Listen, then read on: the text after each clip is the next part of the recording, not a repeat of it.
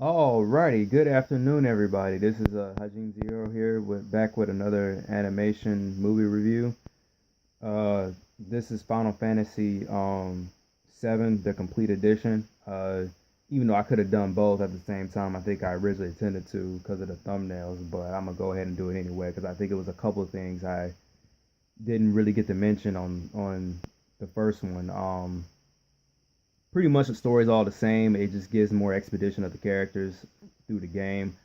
Uh, a few new characters were added. The character Zack, I think if you play Final Fantasy Crisis Core, he's given a couple of lines, and with Cloud, his character is more has more layers to what he's doing, and as you can tell, they added like 30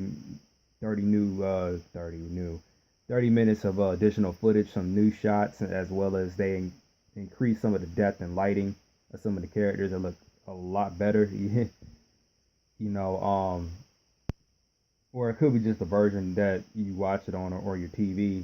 In that shot in particular, you can tell how dark it is versus on the original one. It was kind of light, and of course, some of the auras of Cloud's moves, the colors have changed. It's a little more blood and gore. And like I said, pretty much overall, the story is pretty much the same. Sephiroth wants to harness the energy, you know, uh, through the life stream on the planet because of what happened with his mother, Genova. And of course, there's a corporation that's behind it. That's the thing. That's the piece I think I failed to mention. I think this corporation is called Soldier. And I say I think because I could vaguely remember watch so many movies. Everything just gets jumbled up. Uh, and then the Cloud and this kid is infected with this disease called geostigma. Um, I can't really remember the whole emphasis on it, but they dig more into depth on this complete edition where it's like an anime piece with the kid, and it was done really well. Like they could have did a series with that. It's kind of funny how that and the Matrix and even Batman, they had teased a couple of fans with their anime snippets of what they could have done with it just to satisfy the fans. And it was just like, oh, you coulda, you shoulda, but I kind of understand why you didn't do it. So I ain't gonna completely get mad at you because you had to spend a lot of money just to invest your time in doing that.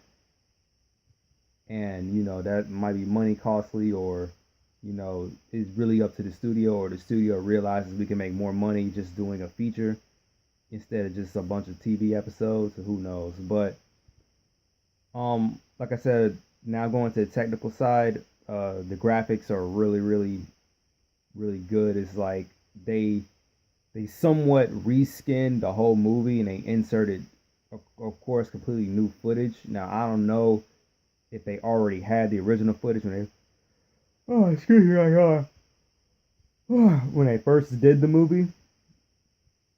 But I'm glad they did do this because eventually I'm writing a game, and that's what I want my characters to look like. Even though between cutscenes and the in-game footage is something that's always different because it can't process everything all at once.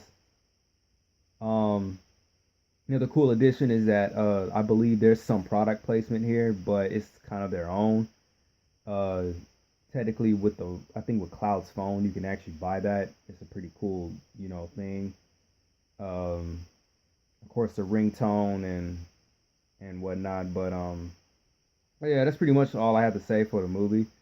It's pretty much a short review. I know it's something else that I'm missing, but it is what it is. Of course, we could talk about it in the comment section. Other than that, if like I stated before, I'm not a big fan of the video games, but I do appreciate the animation, and I have respect of what Square Enix have done, with this product. It's even crossed it over with Disney, and I bet people who even love Disney movies and played that game, they eventually started playing the Square Enix games. This game in particular, when they did more research, because you know, the story is good. It deals with you with Cloud losing a loved one, and you feel that emotion when, you know, it wasn't written like a typical, hero story where he beats the bad guy and he's with his damsel, his best friend is alive. They completely flipped that trope, and you feel the dread if you played the game the entire time. So, you know, with that character, yeah, being killed, I heard it was like one of the top 10 shocking moments in video games because Sephiroth in the scene literally comes out of nowhere. But hopefully, I'll get to experience it because I'm not a big role playing kind of guy. And I know the original game of Seven, and even, well, a lot of their games up to a certain point, it was turn based, and I wasn't a big turn based, fan. But I will say this: if they do remake Seven, from the rumors I've been hearing, and it's more than 2 discs, I will actually invest my money in playing that. So, you know, the good thing is that currently now 3 is coming out. At least I think it is. As I shoot this video, I really, don't know how developed it is out because I haven't been. I'm not, like I said, I'm not a Final Fantasy fan or Kingdom Hearts fan, but I don't know if the game's already out at this point or they have stuff released, because I've seen before where they had stuff released for games at least back in the 2000 era, and the game never came out. It got banned or they got canceled. Who knows? I remember Snoop Dogg was gonna have his own game. This is before 50 Cent had his, and was right around when the Grand Theft Auto series was at its prime. I think either after Vice City or before San Andreas. I think it's in between that time. But he was supposed to have the game. I remember reading a Game Informer, and the game never came out.